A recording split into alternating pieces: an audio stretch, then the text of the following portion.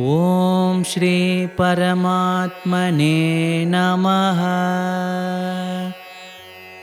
ಅತ ಪ್ರಥಮೋಧ್ಯಾಯಃ ಅರ್ಜುನ ವಿಷಾದಯೋಗಃ.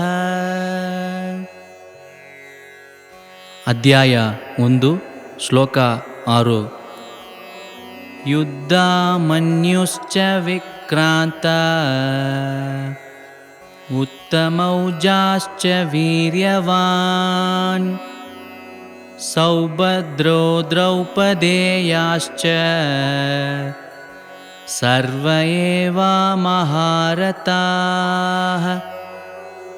ಶ್ಲೋಕಾನ ಅರ್ಥ: ಅದು ಮಟ್ಟು ಇಲ್ಲಾದೆ ಅವಕ್ಕ ಕೂಟದೊಗೆ ಧೈರ್ಯಶಾಲಿ ಯುಧಾಮನ್ಯು, ಉತ್ತಮೌಜ ಅದು ಅಲ್ಲಾದೆ ಯುದ್ಧದೊಗೆ ಒಳ್ಳೆಯ ಬಲಶಾಲಿಯ ಇಬ್ಬ ದ್ರೌಪದಿಯ ಮಾತಿವ್ಕರು ಇದ್ದಾರೆ.